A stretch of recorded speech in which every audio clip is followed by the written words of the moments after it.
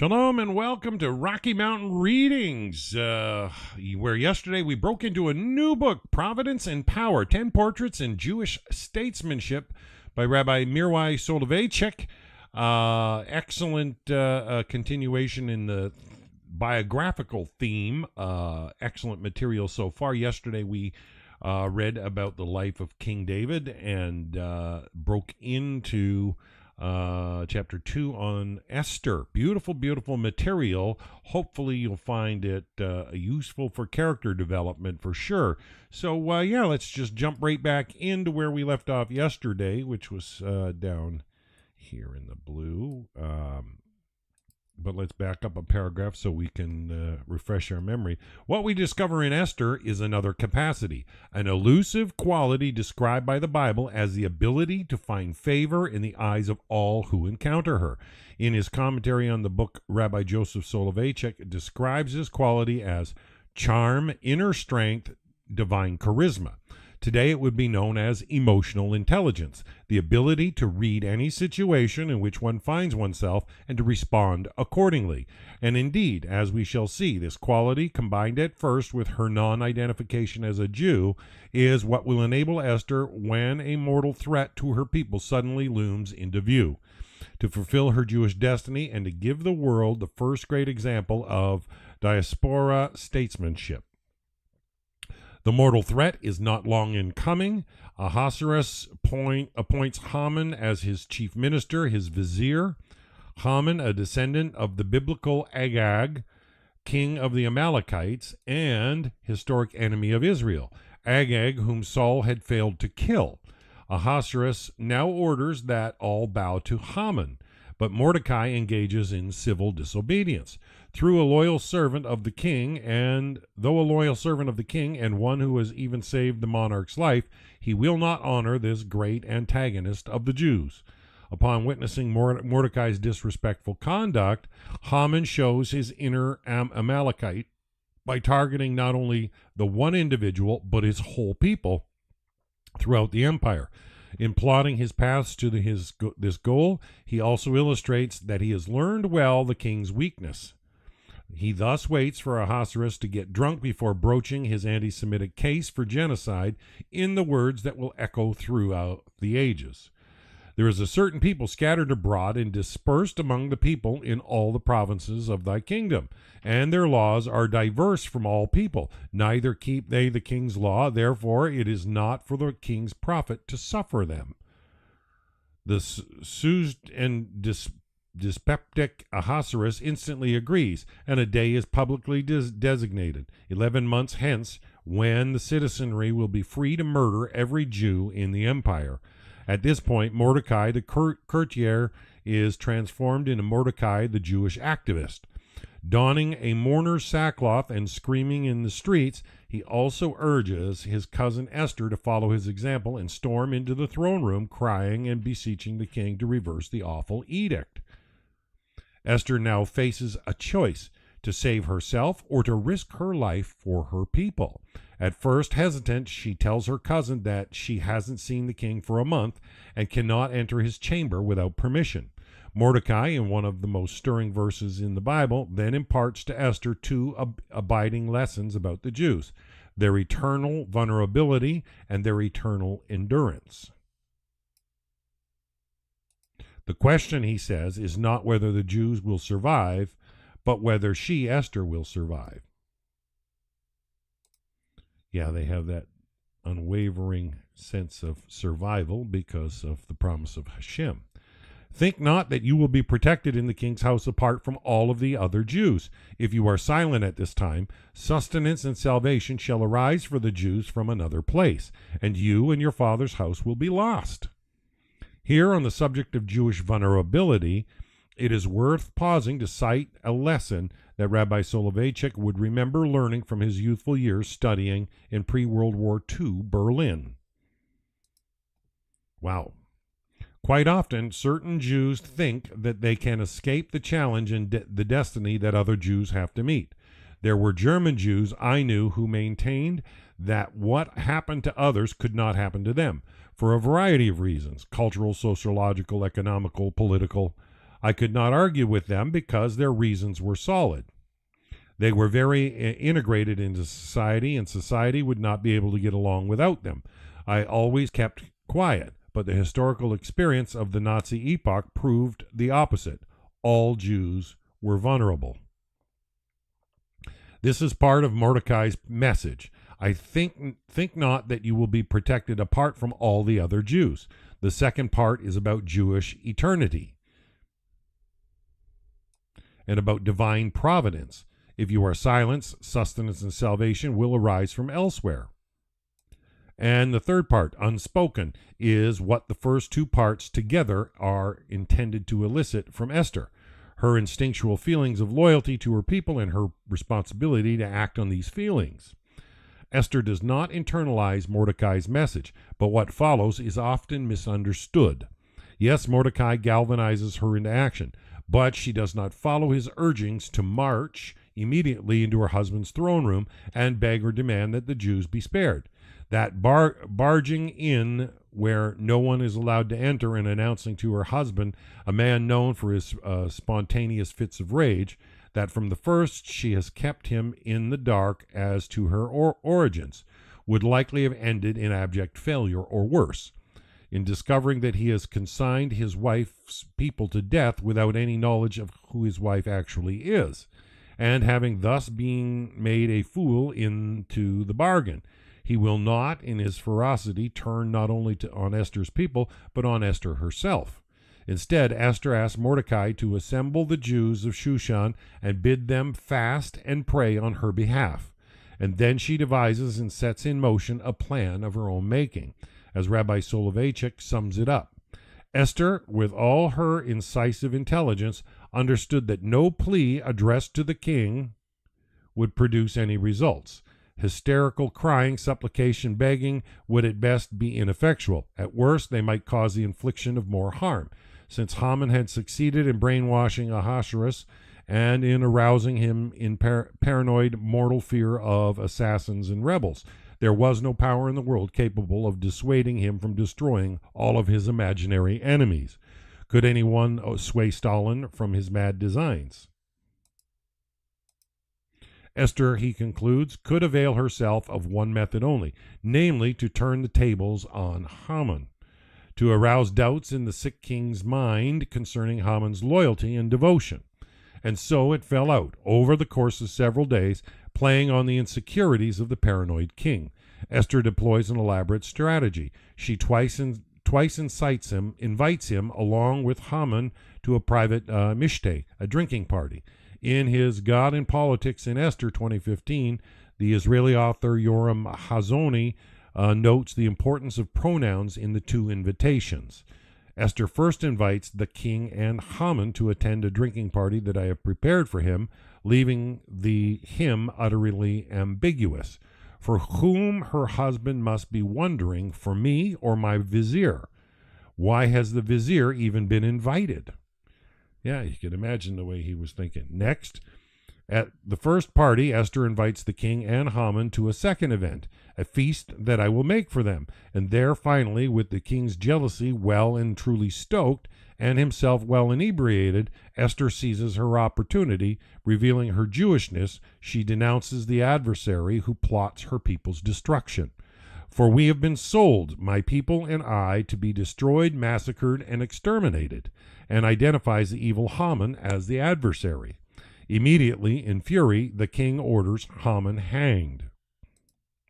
Elegant, ingenious psychologically acute, beautifully played, Esther's intervention is a masterpiece of tactical and strategic brilliance, as Haman has taken advantage of the king's propensity for rash, drunken rage. So Esther achieves the evil one's undoing measure for measure. But more needs to be done. With the chief conspirator liquidated, Esther now pleads with the king to lift the decree against the Jews. Although a royal decree once given cannot be revoked, he gamely declares that instead he will throw his support to those Jews who wish to engage their enemies in armed combat. This the Jews do, and they emerge victorious. Still undeterred, Esther asks for and receives another day to wage war against anti-Semites in the kingdom's outer provinces. thereby securing the well-being of her people for generations to come. Only then do she and Mordecai charge the Jews throughout the kingdom to observe every year the same days on which they enjoyed relief from their foes, and the same month which had been transformed for them from one of grief and mourning to one of festive joy.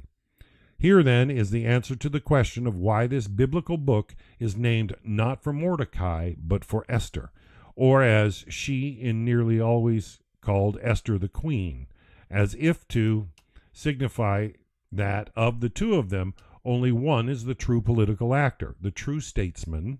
Mordecai, Rabbi Soloveichik writes, was the initiator, the teacher, the first messenger. He awakened her, he fired her imagination and sensitized her heart. Through him came the inspired word to her. Yet the strategy was hers. The critical decision, how and when to do it, were hers. She could not consult Mordecai, and even if she could, she would not have accepted advice from him. Fortunately, Mordecai ignited Esther's activism. Fortunately, Esther understood that his plan was folly. But why did Mordecai himself not understand this? What possessed him to think otherwise? Did the two cousins' respective biographies influence their divergent political perspectives? And if so, how? Here we can see Jewish statesmanship in the process of evolution. Like few other books of the Bible, the book of Esther was written at a turning point in Jewish history, the point, as Rabbi Soloveichik observes, at which prophets were disappearing from the scene.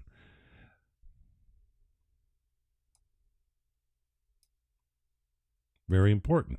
The great covenantal dialogue between man and God that had commenced with Abraham was about to be terminated, and the once prophetic community faced a stark, ruthless reality, a non-prophetic existence. Not only was Revelation coming to a close, but an entire new method of Jewish political engagement was about to evolve. In earlier books of the Bible, the central actors on the political stage, aside from the kings themselves, were the prophets. At times, as in the case of Moses, Joshua, and Samuel, they themselves were the leaders. More often, as in the case of Elijah, Elisha, Isaiah, and Jeremiah, they were confronting the leaders.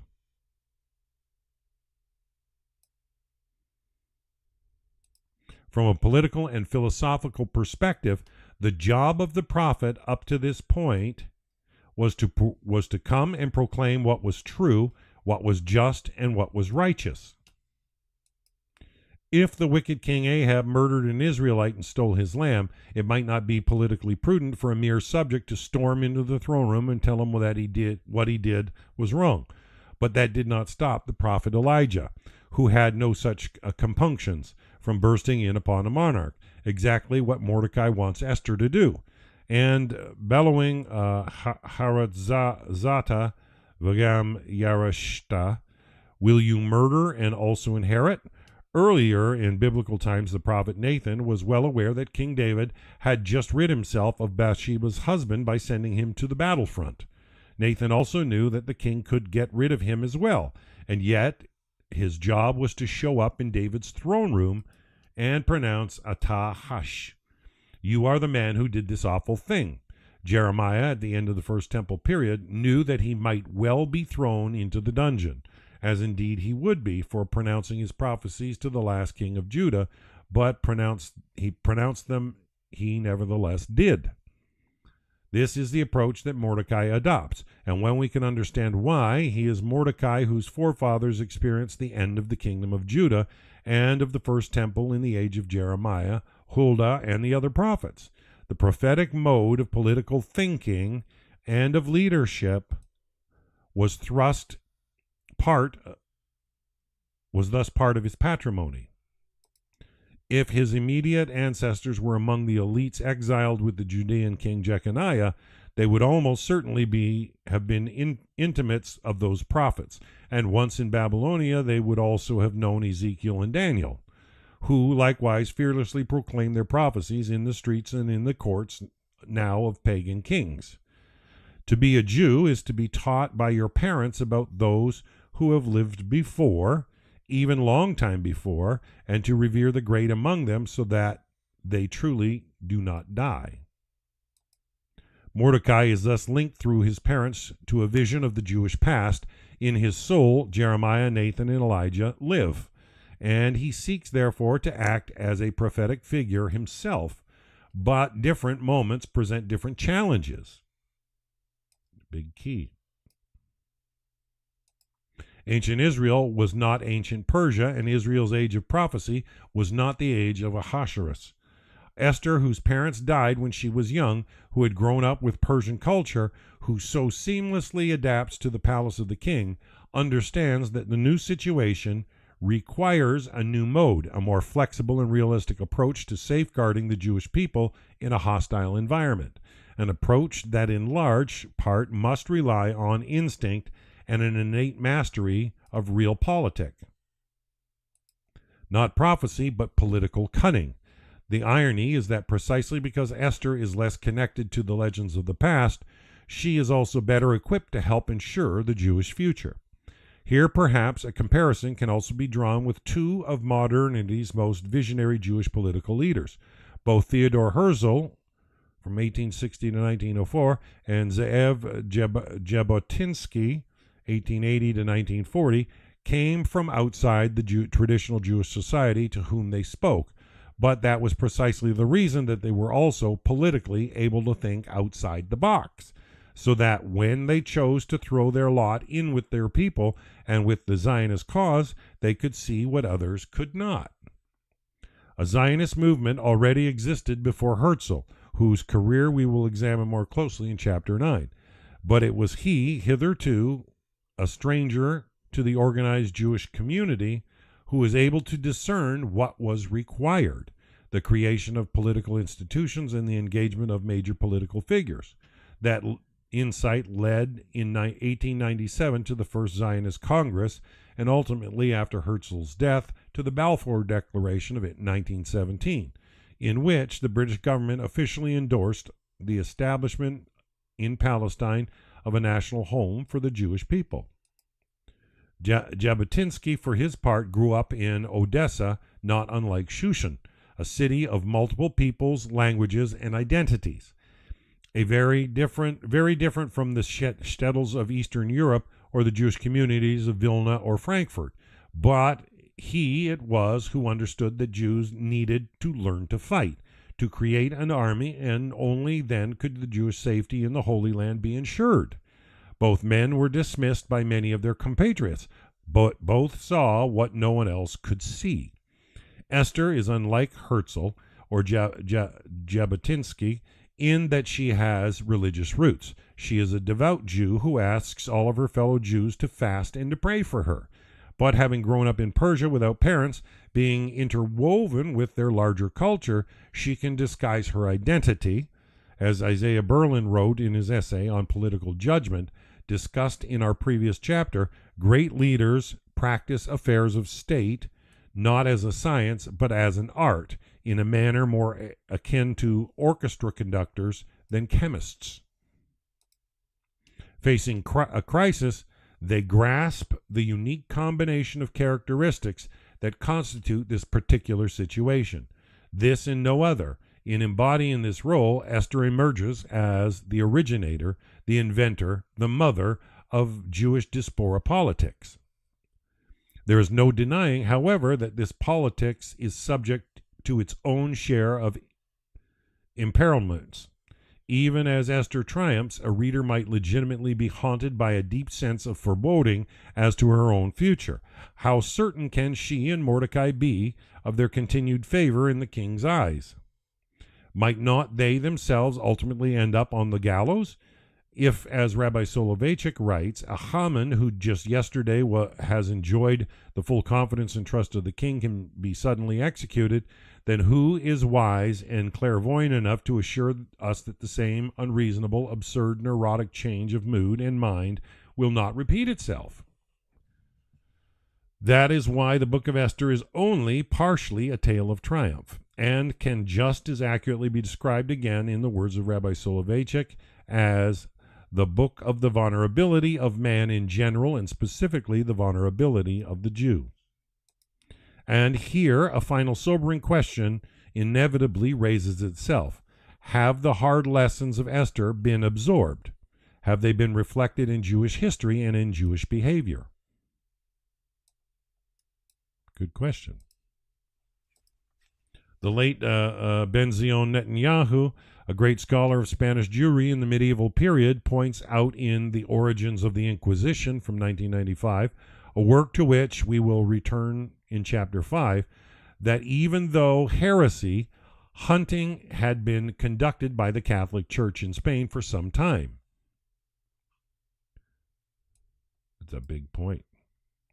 And even though by 1391 anti-Semitic violence and forced conversions had decimated many a Jewish community in the country, not even the formal inauguration of the Spanish Inquisition in 1487 would suffice to open the eyes of Jewish leaders to the magnitude of the threat, let alone in a marriage between clerical and royal policy, to the possibility of an actual mass expulsion from the country. This ingrained tendency to hide from or deny imminent threat, Netanyahu writes, reflects the natural reluctance to draw radical conclusions which imply uprooting oneself from a comfortable spot. And we even see that today, which is why people continue in sin. Seems so comfortable to them. Yeah, terrible. Just as German Jews in the 20th century would fail to foresee Hitler's rise to power, so the Jews of Spain had failed to notice, even a few years before the 1492 expulsion, the mountainous wave that was approaching to overwhelm them. At Ben-Zion Netanyahu's funeral in 2012, his son Benjamin quoted him as saying that a necessary component for any living body, and a nation is a living body, is the ability to identify a danger in time.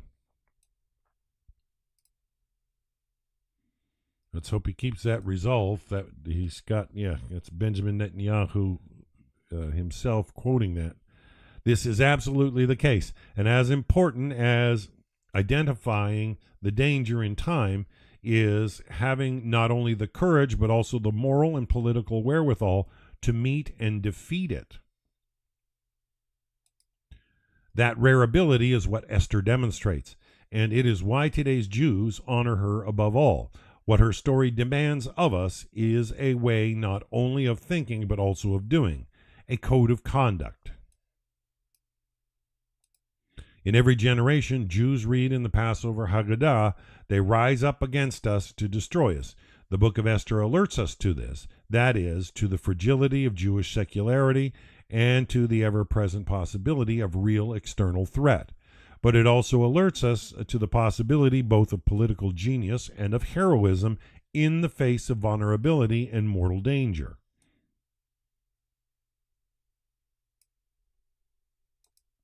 Every year, in revisiting Esther's example, Jews remind themselves why they must continue to be ever vigilant, but also why, in her honor, they are right to rehearse the lesson learned from her and to observe every year the holiday of Purim in festive joy. Beautiful, beautiful statements.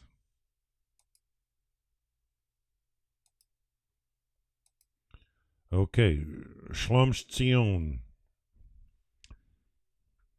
Another Jewish leader. In February 1952, George VI, King of England, passed away unexpectedly at a relatively young age. Addressing British subjects everywhere, Prime Minister Winston Churchill eulogized the late monarch and then focused on their new heir to the throne, the king's 26-year-old daughter, Queen Elizabeth.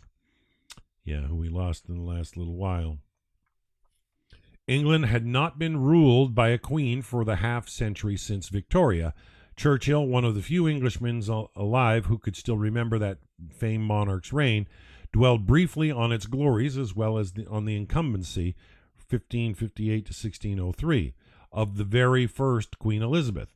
the magnificent figure who presided over and, in many ways, embodied and inspired the grandeur and genius of the Elizabethan age. And now Churchill continued, "We have the second Queen Elizabeth, who, like her predecessor Victoria, did not pass her children in any certain expectation of the crown. But already we know her well. I, whose youth was passed in the august, unchallenged, and tranquil glories of the Victorian era, may well feel a thrill in invoking once more the prayer and the anthem, God Save the Queen." Those words might seem utterly irrelevant to a study of Jewish statesmanship, but they are not. For, in fact, according to the texts and traditions of Rabbinic Judaism, the greatest monarch in the land of Israel during the period of the Second Temple, indeed, the only monarch whose tenure was not mainly a disaster, was a queen. Her name was Salome Alexandria, in Hebrew, Shlomit, and the roughly 9 years of her reign over Judea were celebrated as a golden age of peace, so much so that for centuries afterwards she was known to the rabbis only by the adoring appellation of Shlom Zion, the peace of Zion.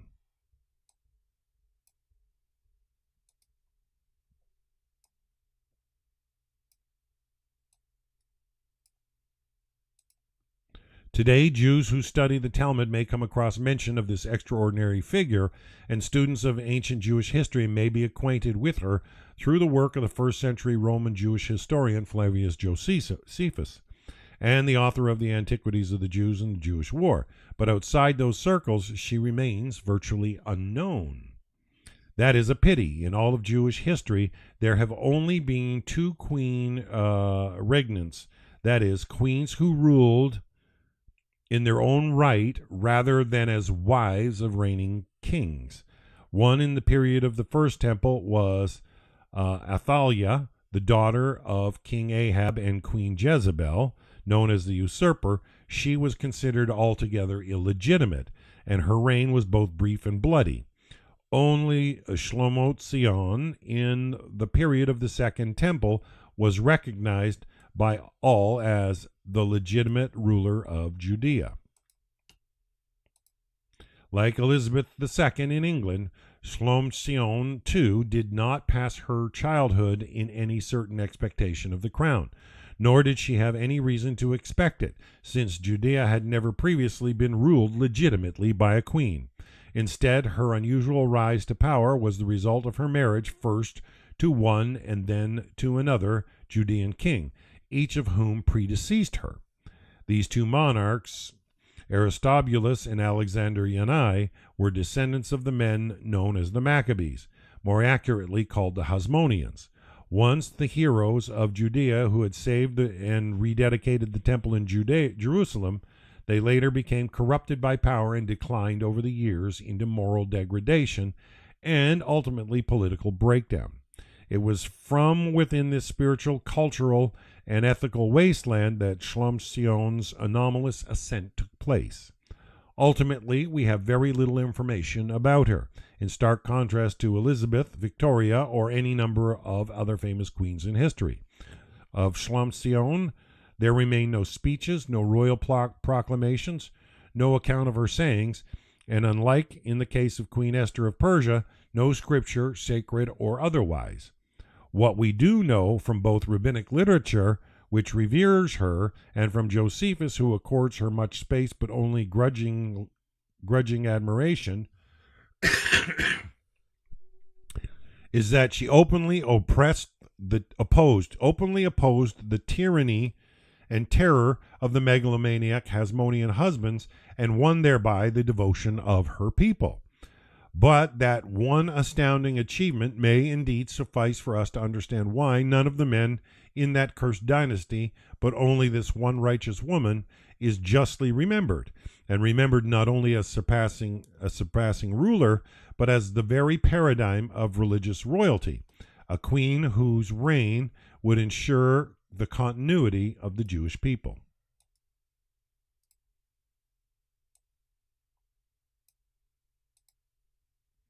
A good name for sure. We can begin by setting the historical background in the decade of the 160s BC. The Hasmoneans, a family of priests from Modain, then now a town of west of Jerusalem,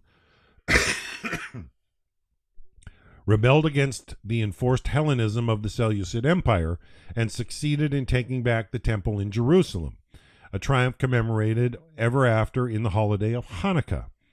The hero, Judah the Maccabee, died in 160 under the leadership of his brother Jonathan. The Hasmoneans next proceeded to wrest all of Judea from the Seleucid hands and to declare independence. In 142, Jonathan was succeeded in turn by his brother Simon, and at this point, according to the apocryphal accounts in the two books of the Maccabees, the grateful Jews of Judea agreed to bestow both religious and political leadership on the Hasmoneans until a true prophet appears.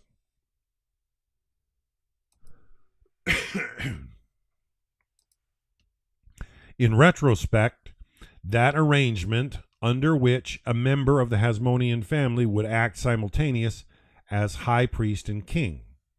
Wow, that really takes you back. Thereby merging two disparate categories of leadership into one. Was a sure trigger for debacle. The crash did not happen all at once. Simon declined to refer to himself as a king, being known rather as a nasi, that is, prince or ethnarch. But the stage had been prepared for intra-family conflict and violence, which followed soon enough. In 134, Simon was murdered by his son-in-law, and rule over Judea fell into Simon's son Johanan, or John Hyrcanus. The later, as Prince of Judea, would rashly wade into fierce religious debate that was already consuming his polity, thereby making it grossly worse. At this time, there were several Jewish sects in Judea, each with its own version of Judaism.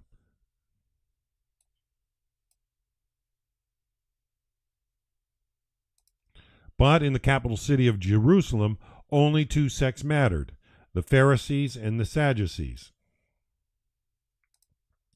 The issues dividing them were both theological and economic, with the latter related also to social class. The Pharisees, the forefathers of rabbinic Judaism, interpreted the Torah through the mimetic and intellectual traditions that the rabbis would later refer to as the oral tradition. In contradistinction to the written law, i.e. the Torah, the Sadducees, largely made up of the priestly elite, rejected the Pharisaic tradition. Instead, in the words of Josephus, they considered obligatory only those observances which were in the written word. One example on the issue of whether divine providence, God's sovereign control and guidance, could be reconciled with human freedom. The Sadducees said emphatically not, but the Pharisees affirmed the opposite, as in the later classic formation of Rabbi Akiva, all is foreknown by God, but free will is granted. Another example, the Sadducees denied both the immortality of the soul and the certainty of resurrection, but the Pharisees insisted on both as sacred doctrines of the Jewish faith. It makes just logical sense based on certain Torah principles. Even Josephus himself, a member of the priestly class and no friend of the Pharisees, had to admit that their position had won the hearts of most ordinary Jews. The Sadducees, he wrote, were able to persuade none but the rich and have no following among the populace, but the Pharisees have the masses on their side.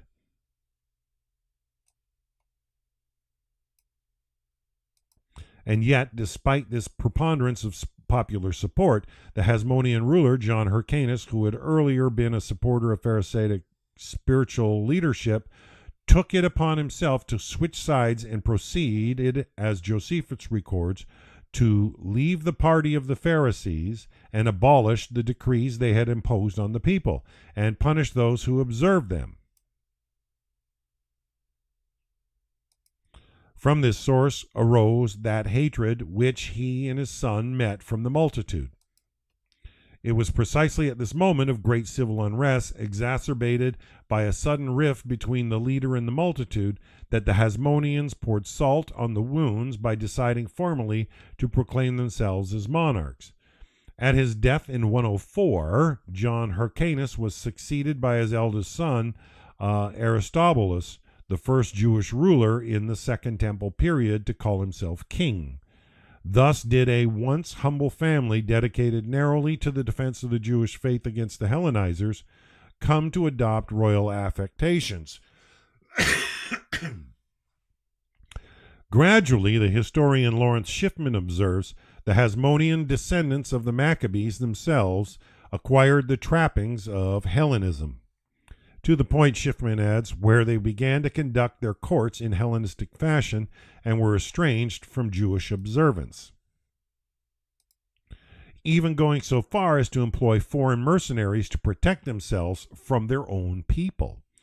King Aristobulus reigned for only 1 year, but he managed in that brief interval to starve his mother to death for opposing his power, engineering the murder of his brother Antigonus, whom he had once loved and then wrongly suspected of treason, and jail his 3 other brothers, only then to be driven so mad by his own facilitation of fratricide that he himself died.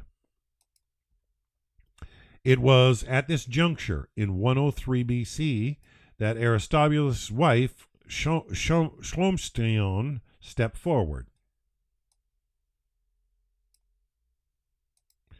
We know next to nothing about her own origins. The Babylonian Talmud identifies her as the sister of Shimon ben Shattah, then the leader of Pharisaic Judaism, the latter one of the cherished heroes of rabbinic literature. What is clear from all accounts is that, in contrast to the house in which she married, Shlomshion's loyalty to the Pharisees was famous, public, and unwavering. Now widow to a king and still childless, she chose to enter a levirate marriage with Alexander Yanai, one of her previously imprisoned brothers-in-law, thus enabling him to become both king and high priest in place of Aristobulus. As both king and high priest, Yanai ruled and ministered in Jerusalem, in a Jerusalem that was a religious tinderbox on the brink of explosion. The priestly Sadducees operated within the temple, but the people who worshipped there were loyal to Pharisaic religious rituals. Add to this a high priest who was also the king, and who in the capacity was on the side of the elite against both the populace and the Pharisaic leadership, and collision was inevitable. During the fall of the festival of Sukkot, Tabernacles, everything erupted. Sukkot was a rare annual occasion on which the entire population of Jerusalem would be allowed into the temple courtyard, holding aloft their palm fronds, luluvim, and citrons, etrogim, as they circled the altar, while in the innermost circle the priests performed the ritual known as Nisuk Hamayim, the pouring of the water libation on the altar in supplication to God for a year blessed by rain. Interesting. Because this ritual had no source in the Torah but was derived entirely from Pharisaic tradition, the Sadducees had in principle rejected it.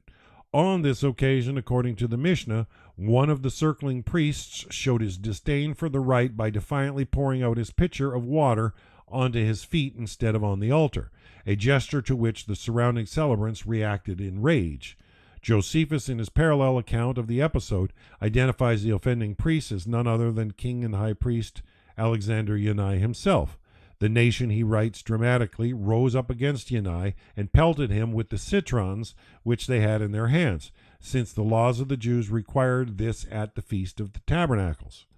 It is almost impossible to imagine a monarch bombarded by a mob firing fruit at his face, and yet Rabbi Joseph Soloveichik has noted the symbolic rightness of this act is undeniable. The Bible explicitly informs us only of the obligation on Sukkot to take the fruit of a beautiful tree without specifying its name. The fruit in question is identified with the citron or etrog only through the conduit of Jewish tradition. So it is in the Torah, Tanakh, but it doesn't identify what it is, and this is where oral tradition is necessary on so many points. In other words, the etrogim being hurled at Yanai, ultimately embodiments of the oral law, were emblems of the Jewish masses, devotion to the Pharisaic tradition, and repudiation of the aristocratic elite and its theological trappings. But if this was what the Jewish masses were attempting to teach their king, he spurned the message. Instead, Josephus writes, Yanai flew into a rage and killed about 6,000 of them. He also built a partition wall of wood around the altar and the temple. Beyond that partition, it was lawful only for priests to enter, and by this means he obstructed the people from coming to him. Every year, the Sukkot celebration inside the temple and around the altar had marked the summit of Jewish religious simha, joy and emotion mandated by the Torah from Deuteronomy 6:14 on this festival. But now suddenly the king, allied with the elite priests, had prevented the masses from ever entering that space again. Civil war engulfed Judea, with tens of thousands slain at Yanai's direction. Among the infamous acts committed by the rampaging king against his fellow Jews, Josephus records one of the most barbarous of all. As he was feasting with his concubines in the sight of all the city, he ordered about 800 Jews to be tied by their arms to a high post and left hanging to die. And while they were still alive, he ordered the throats of their children and wives to be cut before their eyes. This then was Alexander Yanai, who adopted the Greek style of royal affectation and the Roman style of murder. Yanai, a direct descendant of the heroic Hasmonean purifiers of the temple, who had just polluted the very same site by the shedding of blood on his fellow Jews. Yanai, the much-hated royal spouse of the woman, who would ultimately be loved to a degree far beyond any other Jewish ruler of the age. Among these bitter ironies was another especially pertinent to our theme of Jewish statesmanship. It was this: in the very act of calling themselves kings, the Hasmoneans had befouled the uniquely Jewish conception of what kingship is. Very important point. And what it does and does not entail.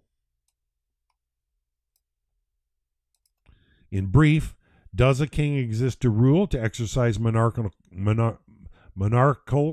might, or does he exist to connect with and indeed serve his people?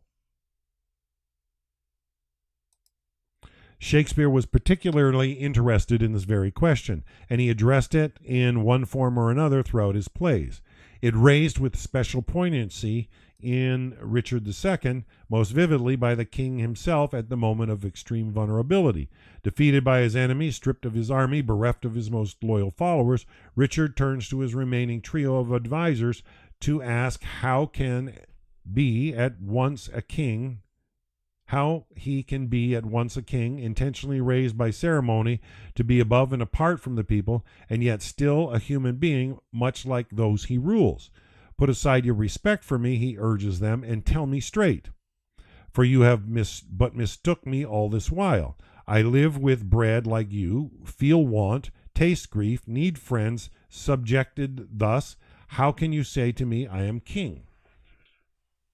Intended specifically to be raised above the people, Richard yet remains a human being who tastes grief and needs friends, just like any one of his subjects. But how, being thus subjected, can he continue simultaneously to be a king, an earthly embodiment of the might of God? The contradiction is absolute. He must be one or the other, never both. Very, very important to understand for leaders. Yeah, if not, they become tyrants. For Judaism, however, no contradiction exists. Even as a king is meant to remind us of the ultimate kingship of God, true loyalty is manifest precisely when the king, reaching out, displays his common humanity. For classical Judaism, writes Rabbi Soloveichik, the king resides in the midst of the people. He is always close to his subjects and accessible to them. Everybody and everyone may approach the king: widow, orphan, woodchopper, water drawer, vagabond, stranger, old-timer, sinner, or thief. Each may complain to him, demand justice, and ask for help. For example, Rabbi Soloveichik points to the biblical tale of the two prostitutes who enter the throne room of King Solomon, both claiming maternity of a single child. Then came there two women that were prostitutes unto the king and stood before him, from 1 Kings chapter 3. Is this not striking? Solomon at this moment rules a superpower, and yet even those on the outskirts of society seem comfortable strolling into his palace to request royal adjudication. No one appears startled by their entrance, or protests this violation of royal dignity, or seeks to banish them. No one even finds it remarkable. Compare this with the general notion of royalty in the ancient world that is also on display in the Bible. In, for instance, the book of Esther, where as we saw in the previous chapter, the queen herself cannot enter the throne room of her royal husband, Ahasuerus, without an appointment.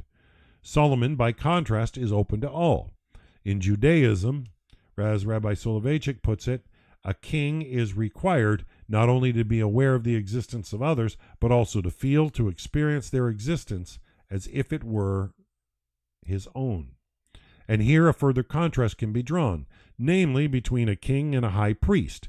If the king is obliged to show by his love for his people how God's divinity is reflected in his love for Israel, the high priest, who ministers for the Jewish people before God, remains secluded in the temple, and a few are welcomed in his presence.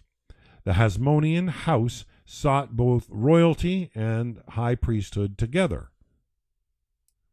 Yeah, which undermines, the Tanakh promises of priesthood remaining with the Davidic family. In taking both, it fulfilled the role of neither and achieved the goal of neither. Very, very, very big point. As men of the world, the Hasmoneans were indifferent to the holiness of the temple. The aristocrats, they forged no connection with their subjects. Instead of serving as a bridge between God, the God who dwells in the temple, and the people who worship without, they shut off the Israelites from the temple so as to enhance their own self-glorification. What did Yannah's wife do during this dark time? From the Talmud, we can deduce only that her own fealty to the Pharisaic traditions of the masses was unflagging, and that she knew of and was perhaps complicit in the hiding of their spiritual leaders, including Shimon ben Shattah. The curious thing is that throughout all of this time, her husband's admiration for her also endured. Soon enough, Yannai fell ill. On his deathbed, passing over their two sons, he did the unthinkable, and instead that she alone be his heir and rule in his stead. Moreover, both the Talmud and Josephus agree that he also advised her to seek out the Pharisees, to embrace them, and to end the civil war. Here is how Josephus frames the scene in the Jewish war. Now Alexander Yannai left the kingdom to Alexandria, his wife, and depended upon it that the Jews would now be very readily submit to her, because she had been very adverse to such cruelty, and he had treated them as he had treated them with, and had opposed his violations of their laws, and had thereby got the goodwill of the people.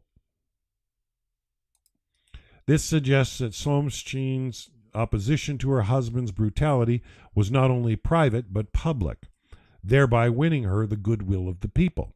Even while under royal aggression, the Jews of Judea were sustained by the support of their queen. Left unexplained by these testimonies is how she was able to survive among family members known for murdering all who opposed them. What emotional hold did she have on Yannai, to the point where he would insist on handing her the throne? The answer remains shrouded in the mist of history, but at a minimum, this one episode alone testifies to a most extraordinary personality. Even Josephus, who is not an ardent admirer of this queen, was deeply impressed. Nor, as Josephus also records, would Yanai prove to have been mistaken as to his expectations in choosing his wife as the person who could bind up Israel's wounds. For this woman kept the dominion by means of the opinion that the people had of her piety, for she chiefly studied the ancient customs of her country and cast those men out of the government who offended against their holy laws. Well, there you go. So she restored a degree of biblical sanity. This, then, was the accession to power for Shlomstein, beloved Pharisee queen of the people, and the one monarch who embodied what monarchy must mean. In an age ruled by brutal men, she alone was truly royal. Interesting. With the crowning of Shlomstein in 76 BC, the Pharisees did indeed seek retribution against those who had engineered Yanai's barbarous cruelties.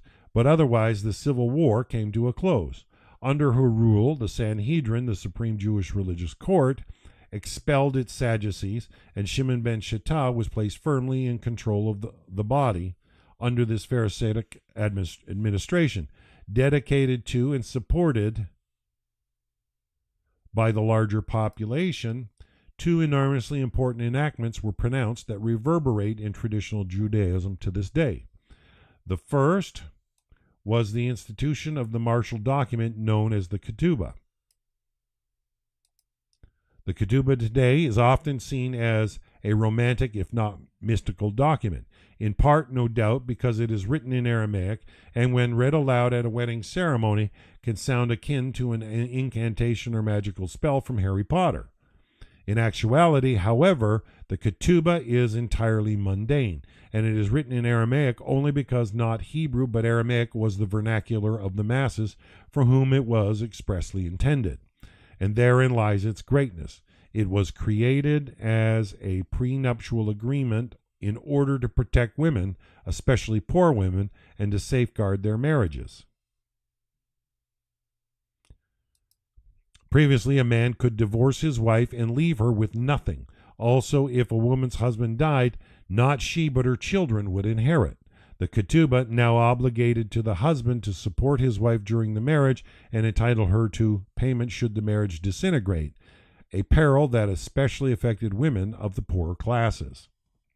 Was it a coincidence that the idea for such a document, effected in the protection of women and the poor, emerged precisely at the moment in Jewish history when Israel was ruled by a woman allied with the Sanhedrin? A woman as deeply attuned as was that court itself to the needs of the people at large. Marriage, children, family, these central components of Jewish endurance, were strengthened during Shlomstein's reign. The second Pharisaic institution formed at this time was universal education. As the Talmud testifies, the establishment of a network of schools for the very young made learning an obligation upon members of all social strata and no longer only to the elite. Very important. The rabbis referred to this tranquil time of religious revival as the era of Shimon ben Shattah and Shlomstein, assigning credit both to the religious leader and to the queen, who was animated by loyalty to her people. Nor is that all. Interestingly, it is again Josephus whose historian's enthusiasm was in general kindled more by foreign than domestic accomplishment, who informs us of Shlomstein's military successes. He writes, "She was a sagacious woman in the management of great affairs, and intent always upon gathering soldiers together, so that she increased the army by 1/2 and produced a great body of foreign troops, till her own nation became not only very powerful at home, but terrible also to foreign potentates." About these astonishing foreign policy achievements, and in particular her expansion of Israel's empire, there is next to nothing in rabbinic literature. no doubt because the rabbis located her truest achievement elsewhere. For Judaism, a leader victorious in battle but lacking love for the Jewish people at large was not a truly great statesman. Conversely, a ruler who sustains the continuity of Israel, who strengthens its families and ensures the education of the next generation, has achieved something more remarkable than any enlargement of territory. No empire lasts, but perpetuation and education are eternal, especially when sparked by love of the kind personified by Shlom Zion. Of course, one could easily retort that the rabbis infatuated with the queen has a simpler explanation. She was on their side, just as Churchill famously commented that history will be kind to me, for I intend to write it.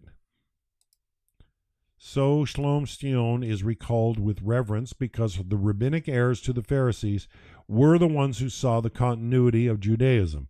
How could they not revere a woman who adhered to their beliefs, or not admire a ruler who placed one of them in charge? But to level such an objection is to raise a much more interesting question. Why was it only Pharisaic Judaism that survived? Why are there no Sadducees today? The answer may again lie in what took place under Shlom Zion's reign.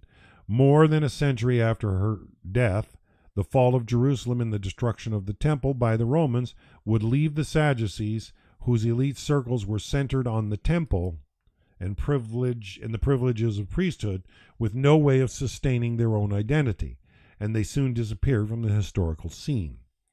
Meanwhile, the institutions of family and learning that emerged in Shlom Zion's era allowed the triumph of Pharisaism as the form of Judaism equipped to survive forever. As others have conjectured, Shlom Zion seemed to know in her bones that she might not be able to prevent a reassertion of the Hasmonean penchant for power and bloodshed, and so during her own time in power she sought to prepare Israel for the disaster that might follow. And indeed, with her death in 67 BC, after 9 years in power, her two sons would contest each other for the throne. Judea was again beset by civil strife, and Rome, under Pompey, seized the opportunity to enter Jerusalem and place it under his authority.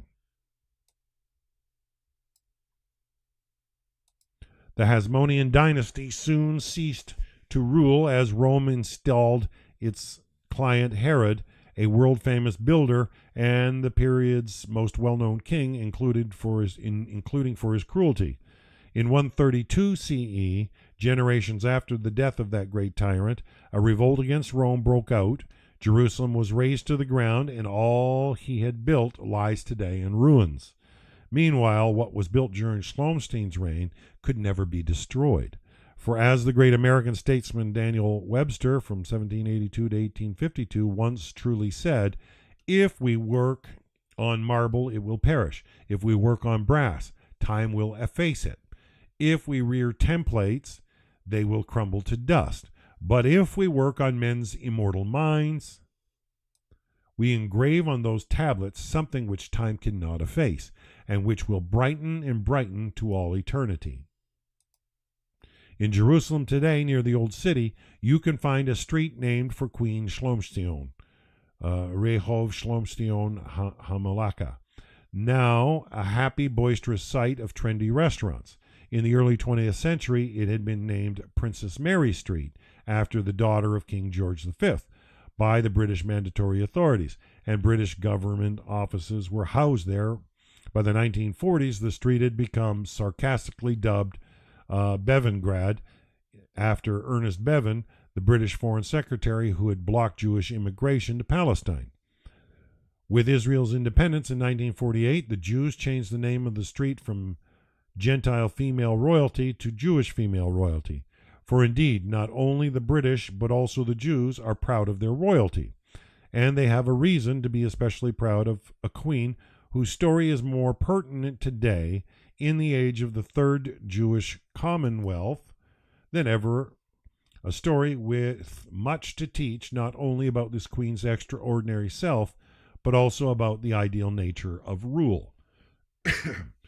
It is said that in the age of Queen Victoria, British Prime Minister William Gladstone once reputedly inquired of his rival Benjamin Disraeli, "Disraeli, I am informed you can tell a joke about any subject. I challenge you to tell one about Her Majesty the Queen." To this, Disraeli readily responded, "Her Majesty is not a subject." An excellent quip, but Shlom's story provides us with an example of the opposite. For all that we do not know about her, for all that remains mysterious, what makes her so powerfully alluring, a figure that in her greatness she was unequivocally both majesty and subject. She thereby left behind the sublime lesson that, for Jewish statesmanship, protecting the people Israel from its enemies is vital, but Jews can endure as a people only if their leaders feel at one with those they lead, helping to heal the rifts within and strengthening not only the political but crucially also the intellectual, spiritual, and familial future of the Jewish people. This, above all, was the legacy of Shlom, and it is why, for 9 glorious years, the Jews in the land of Israel, anticipating Winston Churchill in London by two millennia, would have thrilled to the prayer and anthem, "God Save the Queen." Wow. So that takes us to chapter 4, and I think that's probably, a good place to stop today. It's not like we got a ton of people watching out there. If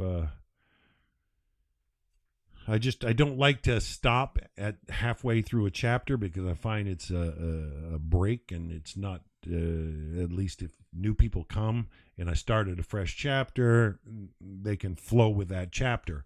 It's just my train of thought, but hope you're okay with that. So I think we'll wind it down for today. But what a character. I had never heard much about that character, but that fills in a lot of details just prior to Pompey's invasion of Judea and the rise of the Roman Empire. You could just see the Civil War, the scenario and the problems with the kingship. And this is what happened when you had the Hasmoneans taking over, contrary to Tanakh, that the kingship should remain with the family of David, and another family tried to take charge. And as admirable as they were in the Hanukkah story, you can see the degradation and the succumbing to Hellenism in the later parts of their, terrible, but it's good to see that there was a queen that was a champion for the people. Excellent to know historically. Definitely put that in the files of my mind for sure. So I hope you're enjoying this wonderful book. It's called Providence and Power, 10 Portraits in Jewish Statesmanship by Rabbi Meir Soloveichik. It's definitely, I think, teaches us that what truly governs the character of a real leader, somebody granted power, is providence. And if you're not tapped into the divine providence, you can't really rightfully have any power. And understanding how Hashem rules the world helps, but he's got to be ruler in your life in order for you to flourish into your true potential. So I think there's lots to learn by these biographies of great leaders of the past, especially Jewish statesmen that were exceptions and not regular. You don't want to call them regular people when the circumstances around them, seem to be going in the wrong direction. They're not afraid to stand up and say so. And more than that, turn the boat in the right direction when it needs to. And I like how this Shlom Sion really focused on the ketubah, I like how he brought those 2 points: the justice in marriage, so that the widows and were not left destitute in the divorce or death of the husband, and then education. And we see how important that is even today. You've got to look after the poor, and the best way to do that is with education. And the economic elite will take advantage of every situation and keep everything in play to their advantage, and the poor just get poorer and oppressed in the process. And so, true statesmanship or true leadership would break those chains. But you got to be aware of it, and you need to know when to act and step up. So yeah, I think excellent book so far. We will be back on Monday, and we'll be into chapter 4, which is on Yochanan ben Zakkai, a wonderful leader. I think this is during the destruction of the temple, where he was able to reestablish a Jewish place of learning in Yavne. I will have to wait and see, but I think it would be interesting. Hopefully you're enjoying it. If you got any comments or questions, feel free to drop it in the chat box. And we'll be back on Monday. Until then, have a wonderful, wonderful weekend. I am hosting Noahide Path Zoom meetings this weekend with Rabbi Moshe Shulman. This will be the second installment in the second sessions, which is he's going to discuss on the chain that goes back to Moses, and we've been having some good meetings. He's been doing them monthly, and he really tries to wipe out the Christian mindset that comes from maybe baggage that you bring to the table when you've left maybe Christianity, and understanding that the Judaism is a completely different paradigm, and you can't come to it with former trains of thought. So invite you to keep an eye on social media for that. And we'll be doing those Saturday and Sunday this week, live with Rabbi Moshe Shulman. I'll probably end up broadcasting the third one Sunday night, but always a good time, a good chance to meet. I open the Zoom meetings a half hour early for friendly chit chat, and I have to monitor the Zoom meeting closely. So we've had lots of trolls just come in because Rabbi Shulman likes to publicize the Zoom links. So they're all available on social media or on Facebook for sure, on the Noahide World Center, in a bundle of other Noahide pages in Facebook. So check that out, and you're welcome to join me this weekend. But if not, we'll be back on Monday for more Rocky Mountain readings. Till then, Shabbat Shalom.